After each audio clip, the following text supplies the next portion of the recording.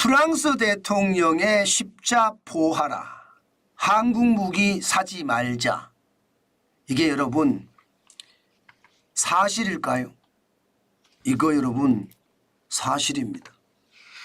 프랑스 마크롱 대통령이 말입니다. 예, 실제 유럽의회 관계자와 이렇게 만나고 또 그 대상 유럽의회 관계자들 대상으로 연설을 하는 와중에 뭐라고 했나 하면요. 정확히 말입니다. 미국과 한국 무기 대신 유럽산 무기를 사자 이렇게 이야기했습니다. 유럽의 자주 국방을 위해서 유럽산 군장비를 더 많이 구매해야 된다. 우리는 미국산 무기와 한국산 무기를 구매하는 것으로 대응해 왔다. 유럽 방위산업을 발전시킬 책임을 다하지 않는다면 우리의 주권과 자율성을 구축할 수 있겠는가? 뭐 이렇게까지 이야기하면서 말입니다. 대한민국 무기에 그야말로 십자포화를 쏟아부었습니다. 아마 그럴 수밖에 없을 거예요. 유럽 시장 자체는요. 예, 독일산 무기와 프랑스산 무기가 대부분 시장을 장악했는데 어느 날 갑자기 미국산 무기가 들어가고요. 또 한국산 무기가 굉장히 빠른 속도로 유럽 시장에 침투하니까 마크롱 대통령은 견제 중에서도 어마어마한 견제를 하면서 아예 대상을 콕 집어서 십자포화를 쏟아 부었다 이렇게 이야기할 수 있는 겁니다. 사실 무기 수출은 좀 조용조용해야 되거든요. 윤석열 정부가 너무 호들갑을 떨은 것도 저는 있는 것 같아요. 이게 무기 수출 자체가 너무 말입니다. 드러내놓고 하다 보면요. 경쟁자에게 견제를 받게 돼 있습니다. 지금 그 견제가 사실 심각하다는 거예요. 프랑스 마크롱 대통령만 이런가? 아닙니다. 지금 무기 수출을 하려고 하는 여러 나라들이 있습니다.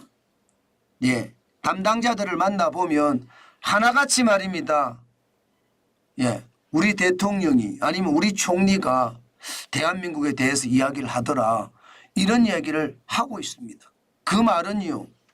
마크롱 대통령이 이야기했지만 유럽 전체적으로는요.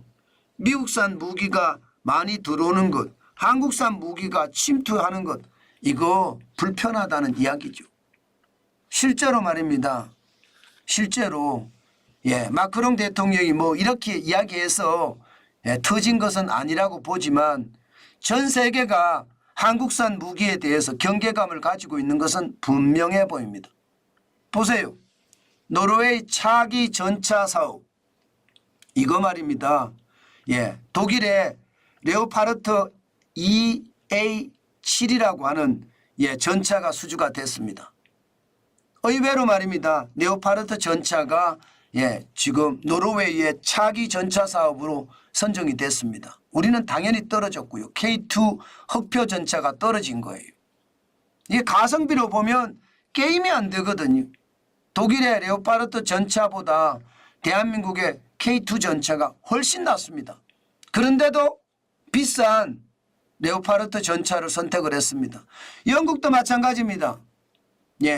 차기 자주포 사업을 선정을 했는데 대한민국의 K9이 떨어졌고요. 독일의 차륜형 자주포가 수주가 됐습니다. 차륜형 자주포. 이것을 보면 말입니다. 지금 얼마나 견제하는지 보이시죠? 미국의 육군 장갑차 교체 사업도 미국의 GDLS나 독일의 라인메탈이 경쟁 중이지 대한민국은 빠졌습니다. 지금 전 세계가 대한민국 무기에 대해서 견제를 하고 있는 건 확실하죠. 게다가 말입니다. 차세대 전투기 사업도 말입니다. 일본까지 가세를 했습니다. 이제 대한민국만 전 세계에다가 전투기를 파는 게 아니라는 뜻이에요. 그러면 경쟁은 더 치열해질 수밖에 없는 게 현실인가요? 아마도 그럴 겁니다. 지금 정부는 말입니다. 적어도 대한민국이 지금 무기 수출에 관한 가장 많이 수출을 해서 이게 효자 산업으로 키우겠다. 여기에 차질이 생길 수도 있습니다. 물론 뭐 한두 개 프로젝트의 수주를 못했다고 뭐 전체 사업에 차질이 될 건가는 저는 생각해 봐야 되지만 지금 말입니다. 2019년 대비해서 2023년까지 4년 사이에 국방 기업의 매출이 42.9%가 늘었거든요. 14조 4,521억 원이 20조 6,502억 원까지 늘었으니까 6조 1,981억 원이나 늘었습니다. 굉장히 빠른 속도로 늘면서 방산 수출이 대한민국의 어떤 기둥으로 또 자리 잡아가는 그런 모양새를 보였잖아요. 게다가 2022년에서 2023년 사이 1년 사이에 22.7%가 늘었습니다. 16조 8천억 원이 20조 7천억 원이 되면서 4조가량 늘었습니다. 엄청나게 늘면서 말입니다. 한국산 무기에 대한 가성비 어느 나라 할 것 없이 굉장히 높게 샀습니다. 이게 결국은요. 지금 유럽의 견제, 일본의 견제가 시작이 돼서 심각하게 저는 강한 견제가 붙었다 이렇게 보는 겁니다. 결국 말입니다. 정부가 이야기했던 세계 무기 수출 4위 그러니까 미국이 전체 무기 수출의 42%니까 1등이고요. 러시아가 프랑스가 11%씩해서 2등 3등을 차지합니다. 그럼 한국이 여기까지 올라가겠다는 이야기잖아요. 중국도 독일도 이탈리아도 영국도 스페인도 이스라엘도 다 제치겠다는 거잖아요. 뭐 그럴 가능성이 있습니다. 그 정도로 대한민국의 무기는 성능도 좋고 가성비도 좋습니다. 저는 중요한 것은요. 이제 경쟁 국가들의 견제를 어떻게 우리가 무마할 것인가 또 어떻게 상생할 것인가 저는 그게 방법이다. 그것도 한번 봅니다. 일반적으로 말입니다. 신냉전 질서가 바뀌면서 중국이나 러시아는 아무래도 서방에 수출하기가 쉽지 않아요. 그런 측면에서 보면 대한민국의 호재인 것은 분명한데 이 프랑스와 독일 심지어 이탈리아 영국까지 대한민국에 대한 견제가 심해지는 것 이것은요 외교로 풀 수밖에 없습니다.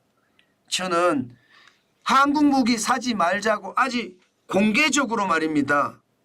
이야기하고 있는 프랑스부터 먼저 외교 전선을 펴야 됩니다.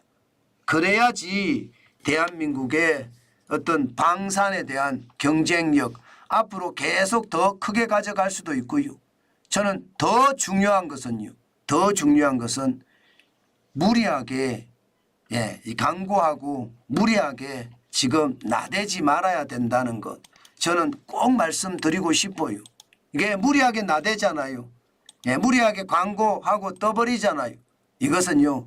방산에는 치명타예요. 조용히 아무도 모르게 시행을 해야 하는 게 저는 일반적이라고 생각합니다. 그래야지 나라가 강해지는 거거든요. 너무 말입니다. 치적 자랑하다가 큰일 생길 수도 있으니까 저는 그렇게 너무 치적 자랑하지 말고 우리의 어떤 실속을 더 챙겨가는 것 그 어느 때보다 저는 중요하지 않을까 싶습니다. 지금 제가 시장을 볼 때마다 그렇게 많이 느끼는데요. 저는요. 시장은 냉정하게 봐야 됩니다. 실속을 차리는 게 중요하지 이게 명분을 쌓아가는 게 중요하지 않습니다. 저는 명분보다 무조건 실속이거든요. 실속보다 더 중요한 것은 없다고 생각하는 게 저거든요. 그래서 여러분 방위산업 무기 수출은 그 어느 때보다 실속을 챙기는 일에 집중했으면 좋겠다.